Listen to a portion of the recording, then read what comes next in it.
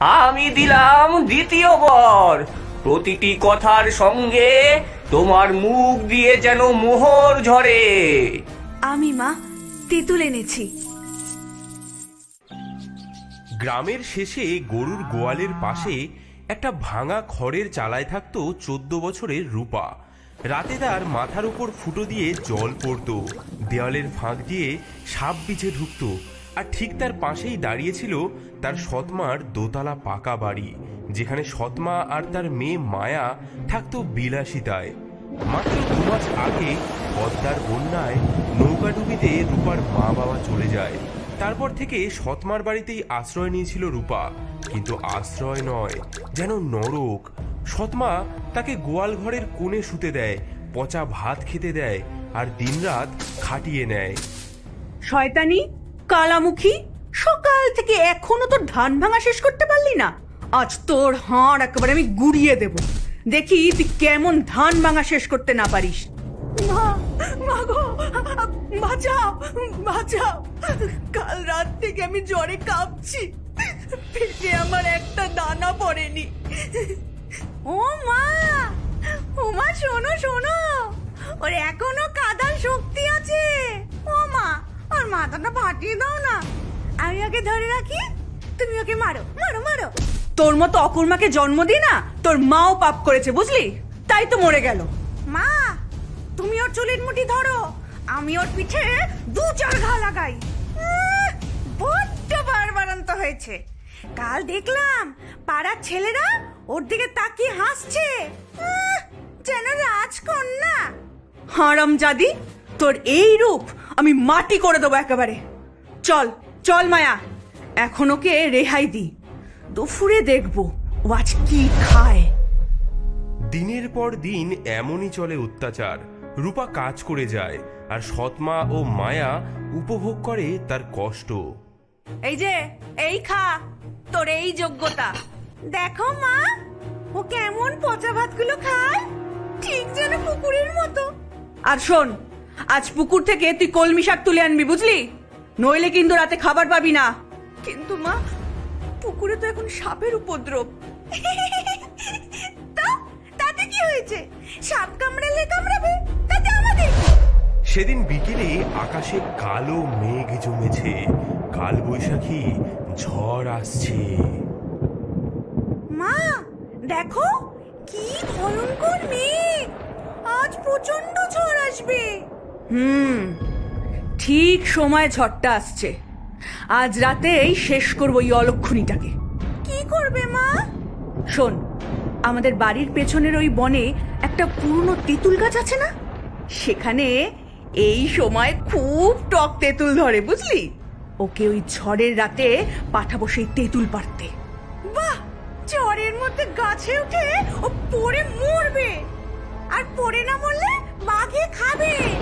কাল বৈশাখীর কালো মেঘে আকাশ ছেয়ে গেছে, বিদ্যুৎ চমকাচ্ছে, দূরে শিয়ালের ডাক শোনা যাচ্ছে।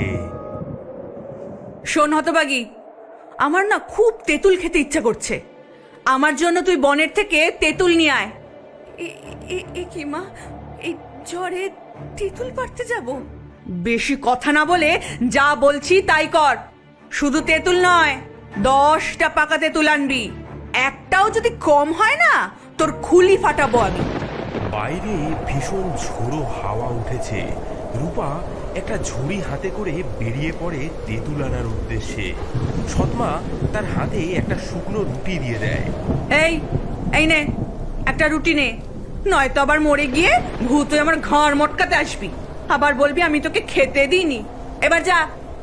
সৎমা আর মায়া দাঁড়িয়ে দেখতে থাকে রূপা কিভাবে জঙ্গলের অন্ধকারে মিলিয়ে যায়। যা যা, তাড়াতাড়ি যা, হয় তোকে সাপে কামড়াবে, নয় পড়ে মরবি, আর নয়তো ওই বাঘে খাবে, তিনটের একটা তো হবেই। ভিজে কাপড়ে রূপা বনের পথ ধরে হাঁটতে থাকে। আকাশে বিদ্যুৎ চমকাচ্ছে, গাছের ডালপালা ভেঙে পড়ছে চারিদিকে। মা, মা গো, এই অন্ধকারে আমি তেঁতুল কোথায় পাবো? যদি বাঘ ভাল্লুক এসে। হঠাৎ বনের মাঝে একটা নীলাভ আলো চোখে পড়ল রূপার। মনে হলো কে যেন তাকে ডাকছে। এগিয়ে গিয়ে সে দেখল ঘন ঝোপঝাড়ের মাঝে একটি অদ্ভুত কুটির। কি এমন ভয়ঙ্কর ঝড়ে এই গভীর বনে একটা বাড়ি, বাতিও জ্বলছে, মানুষ থাকে নাকি? রে মা, তুই এই ঝড় বৃষ্টিতে একা একা? ঠাকুরমণি, আমি একটা অভাগী মেয়ে। সৎমানা আমাকে পাঠিয়েছে তেঁতুল আনতে। ভিজে একাকার হয়ে গেছি, একটু আশ্রয় দেবেন? সেই তিন ছোট্ট মানুষ রূপাকে ভেতরে নিয়ে গেল। বাছারে, তোর সর্বাঙ্গ ভিজে গেছে, দাঁড়া গরম জল দি, আর এই নে গরম চাদর। রূপা গায়ে গরম চাদর জড়িয়ে নিল এবং তার ঝোলা থেকে সেই শুকনো রুটিটি বার করলো। আমার কাছে না শুধু এই শুকনো রুটিটাই আছে, আপনারা নিন, আমরা ভাগ করে খাই। এই ঝড়ে তোকে কে পাঠালো মা তেঁতুল আনতে? সৎমা বলেছে 10টা টক তেঁতুল না আনলে বাড়িতে ঢুকতে দেবে না, কিন্তু এই অন্ধকারে বনের মাঝে। তিন ছোট্ট মানুষ একে অপরের দিকে তাকালো। তাদের চোখে যেন নক্ষত্রের আলো জ্বলে উঠল। মা, এই ঘরটা বড্ড অগোছালো হয়ে আছে, তুই কি একটু গুছিয়ে দিবি? হ্যাঁ মা, দেখি তোর হাতের কাজ কেমন। এই মাটির হাঁড়িগুলো সাজিয়ে রাখ, চালের বস্তাগুলো একটু সরা, গম ডালের থলেগুলো গোছা, আর ঘরের মেঝেটা একটু মুছে দে মা, তারপর দেখবি কি হয়। কি সরল মেয়ে, ভিজে কাক হয়েও ভাগ করে দিল রুটি। কত কষ্ট পেলেও দেখো মুখে হাসিটা ঠিক রয়েছে। চলো এমন কিছু করি যাতে ওর জীবনে আর কোনোদিন দুঃখ না থাকে। আমি দিলাম প্রথম বর, তোমার জীবনের সব দিন যেন আগের দিনের চেয়ে বেশি আনন্দময় হয়। আমি দিলাম দ্বিতীয় বর, প্রতিটি কথার সঙ্গে তোমার মুখ দিয়ে যেন মোহর ঝরে। আমি দিলাম তৃতীয় বর, এক রাজা যেন তোমাকে বিয়ে করে। এদিকে বাইরে ভোরের আলো ফুটে উঠতে শুরু করেছে।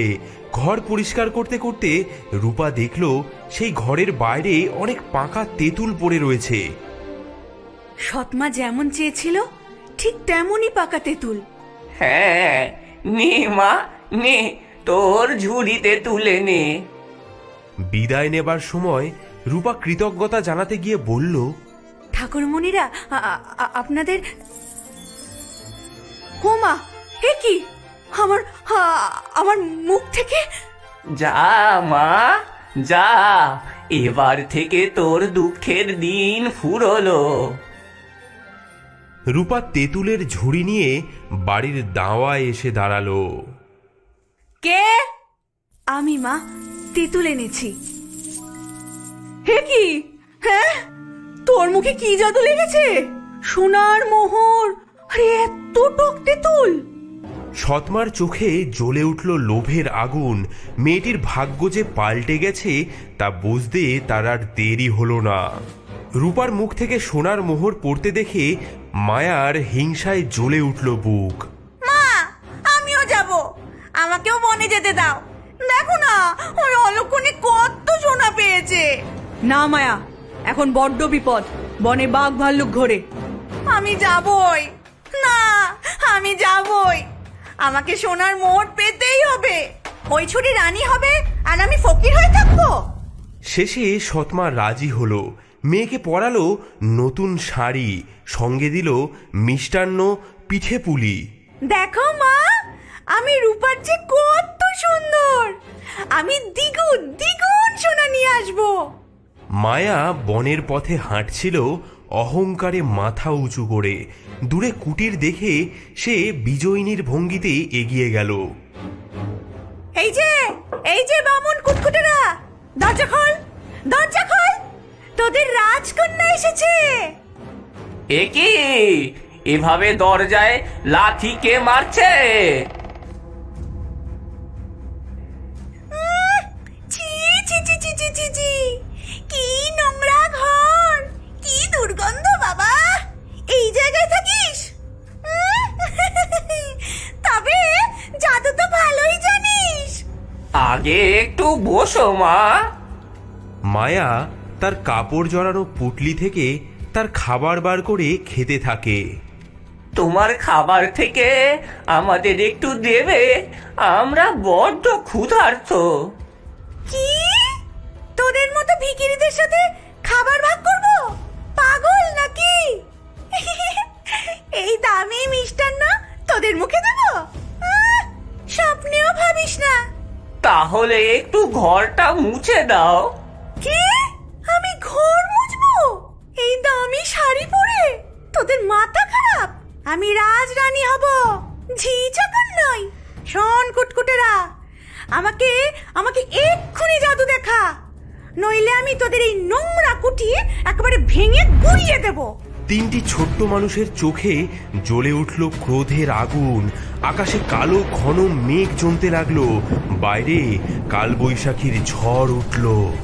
তুই অকৃতজ্ঞ, তোর মনে শুধু অহংকার, তোর হৃদয় শুধু লোভে ভরা, তুই নিষ্ঠুর, তোর মন পাথরের চেয়েও কঠিন।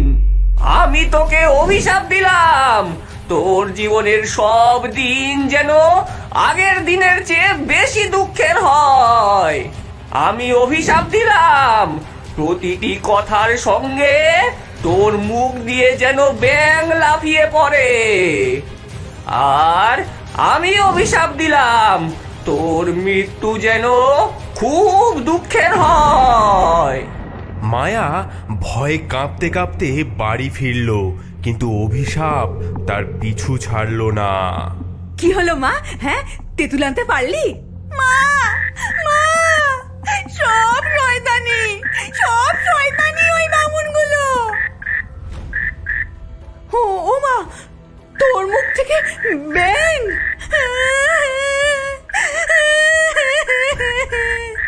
মা, মা গো, আমার কি হলো? মায়ার মুখ থেকে বেরোনো সেই ব্যাঙগুলো লাফিয়ে লাফিয়ে সেই সৎমা এবং মায়াকে কামড়াতে শুরু করলো। ও মা, ও বাবারে, এই কামড়াচ্ছে! ও বাবারে,